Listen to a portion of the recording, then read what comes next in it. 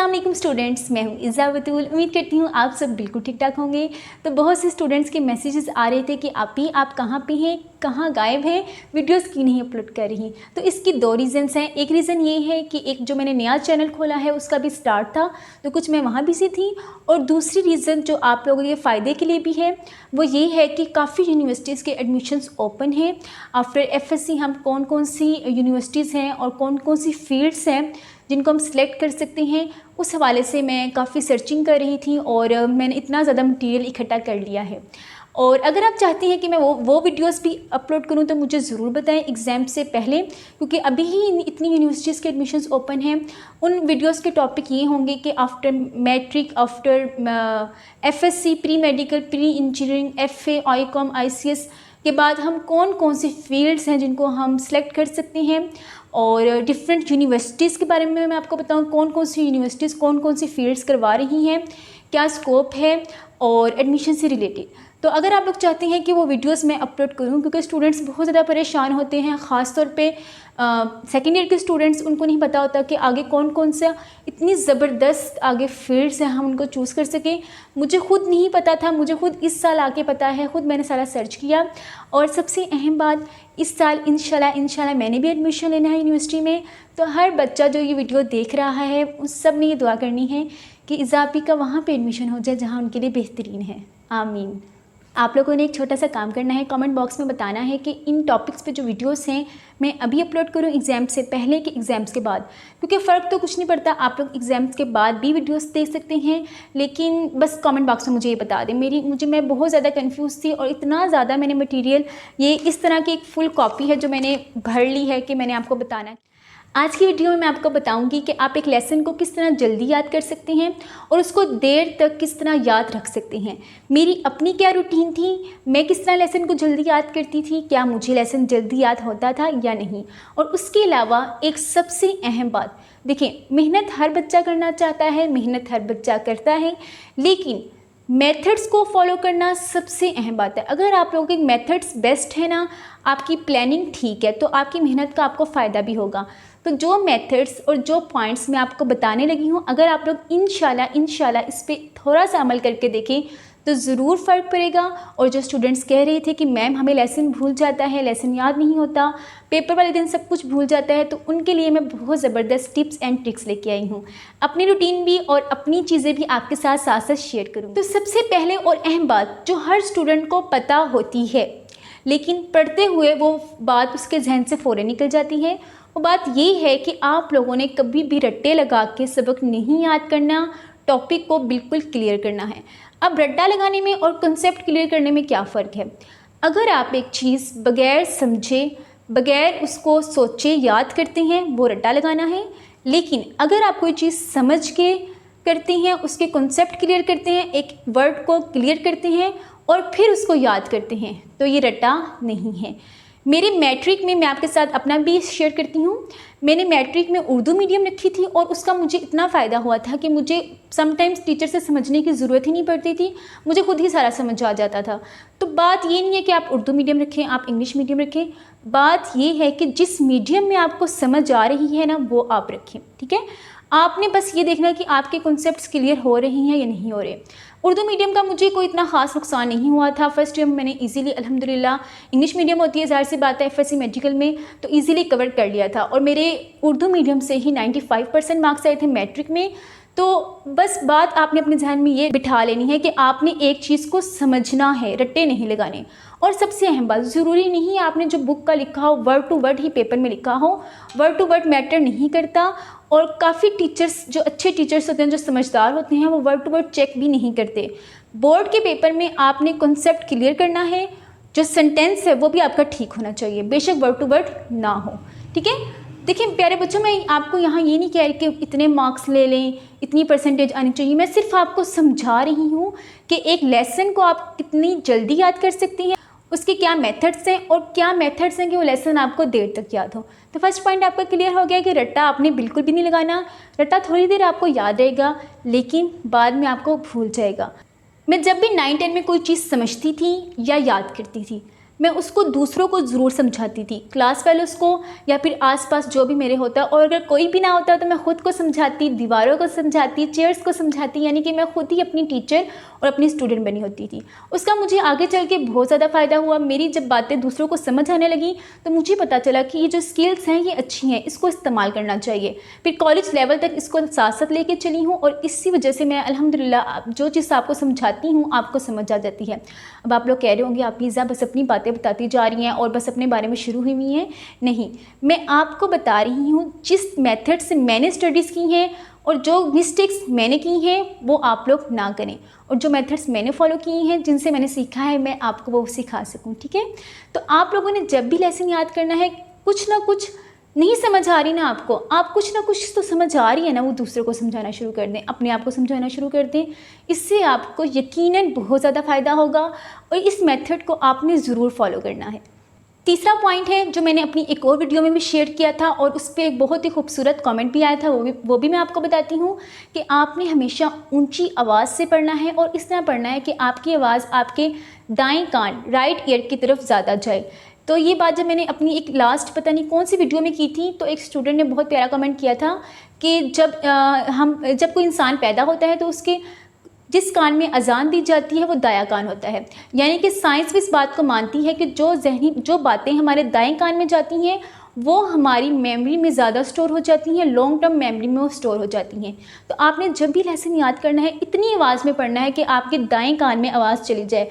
अब कुछ बच्चे पता है किस तरह याद कर रहे होते हैं, मैं खुद यहाँ पे मैंने ऐसे हाथ रखा होते हैं इस तरह, बिल्कुल जब इस तरह हाथ रखती हूँ तो डायरेक्ट आवाज़ मेरी इस कान में जाएगी, सॉरी जब इस तरह मैं हाथ रखती हूँ तो मेरी डायरेक्ट आवाज़ इस कान में जा रही है, और जब इस तरह हाथ रख रही हूँ तो आवाज़ इस कान में जा रही है। तो आप बस इस छोटे से मेथड को अप्लाई कर लें, पढ़ते हुए ऐसे हाथ रख लें या ऐसे हाथ रख लें। थोड़ा फ़नी है लेकिन मज़े की चीज़ है। इंशाल्लाह जब आप उसको फॉलो करेंगे तो आपको ज़रूर लेसन अच्छी तरीके से याद होगा और देर तक आपको याद भी रहेगा। अब चलते हैं जी फोर्थ पॉइंट की तरफ जो इतना इम्पोर्टेंट है।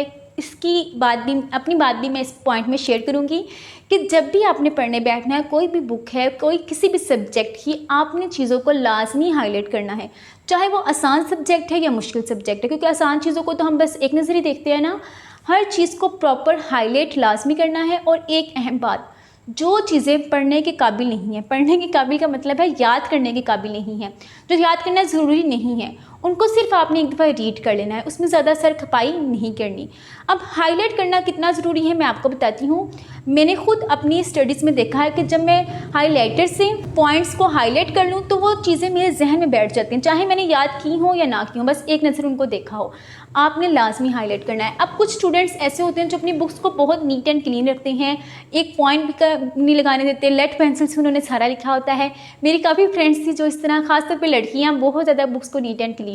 और अगर आप लोग मेरी बुक्स देखें तो आप लोग कहें, मैंने एक दफ़ा अपनी बायो की बुक में देखा था, फर्स्ट पेज में जहाँ पे नाम नहीं लिखते, बल्कि नाम लिखने की तो कोई जगह नहीं होती, बुक के फर्स्ट पेज में मैंने 25 टाइम्स अपना सिर्फ नाम लिखा था, मुख्तलिफ पेंसिल्स और मुख्तलिफ तरीक़ों से। यानी कि मैं हर वक्त बुक्स पे लिखती और इंपॉर्टेंट चीज़ें भी लिखती थी, सिर्फ बुक्स को गंदा नहीं करती थी, इंपॉर्टेंट चीज़ें भी लिखती थी।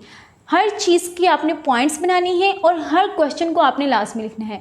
देखें कुछ स्टूडेंट्स होते हैं वो पता है क्या करते हैं, टीचर ने काम करवाना है ना बुक पे, उन्होंने फटाफट वो अपनी बुक ना टीचर को दे देनी है ताकि हमारी बुक में ऑलरेडी ही सारा काम हो जाए और टीचर खुद ही सब कुछ फिल कर दें। ये बच्चे बहुत तेज़ होते हैं, आप लोगों ने उन बच्चों में नहीं शामिल होना, ठीक है। आप लोगों ने खुद एक एक लफ्ज़ लिखना है, टीचर जो चीज़ें हाईलाइट करवा रही हैं खुद हाईलाइट करनी है, फिलिंग द ब्लैंक्स करवा रही हैं, MCQs करवा रही हैं, सब कुछ खुद करना है।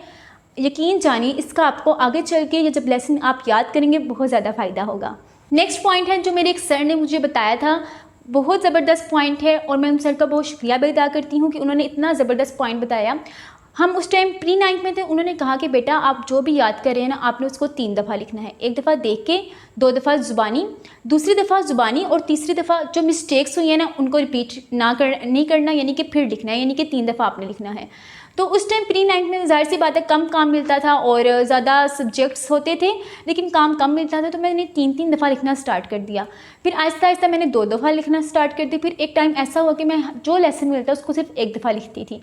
उसका इस कदर फ़ायदा होता है कि अगर आपको पेपर में कोई चीज़ भूल जाए, ये बात उन स्टूडेंट्स के लिए जो कहते हैं कि हमें लेसन देर तक नहीं याद रहता या हमें अगले दिन भूल जाता है या पेपर वाले दिन भूल जाता है, उनके लिए बात बहुत इंपॉर्टेंट है, वो देख के लिखना स्टार्ट कर दें या फिर ज़ुबानी। यकीन जानिए इसका आपको बहुत ज़्यादा फ़ायदा होगा।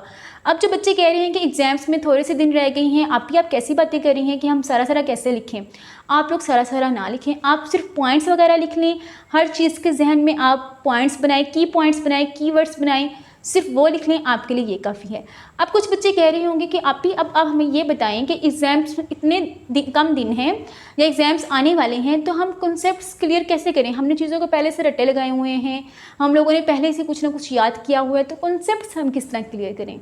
देखें, अगर आपको कोई चीज़ याद ही ना हो रही और आपको नहीं पता चल रहा कि उसका कॉन्सेप्ट किस तरह क्लियर करें, तो आप या तो ऑनलाइन कोई वीडियो देखें, एनिमेटेड मूवीज़ होती हैं ना, एनिमेटेड वीडियोस देख लें, उसमें देखें किस तरह वो रिएक्शन हो रही हैं, किस तरह समझा रही हैं, लेक्चर ले लें।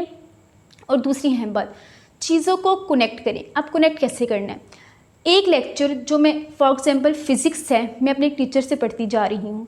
जब मैं एक ख़ास टीचर से पढ़ूँगी जिनसे मैंने पहले कभी नहीं पढ़ा हुआ, तो वो मुझे याद रहेगा, अच्छा ये लेक्चर मैंने उन सर से पढ़ा था, अच्छा उन्होंने ये बातें बताई थी, तो आपके जहन में रहेगा। इसी तरह जब आप कोई ख़ास मौसम, जैसे मैं आपको अपनी एग्जांपल देती हूँ, मुझे अभी भी याद है जब मैं 9-10 की बुक्स को उठाती हूँ तो मैं देखती हूँ कुछ टॉपिक्स, मुझे अभी भी बात याद है कि मैंने वो वाले टॉपिक्स कहाँ पे बैठ के पढ़े थे, क्या मौसम था, और यहाँ तक कि मुझे ये भी बात याद है कि मैंने उस टाइम क्या चीज़ें सोची थी। यानी कि पढ़ते हुए हमारा ध्यान स्टडीज़ की तरफ होता है, लेकिन कुछ बातें हम सोचते हैं ना, तो मुझे ये तक याद होता था कि मैंने वो चीज़ें क्या क्या चीज़ें सोची थी।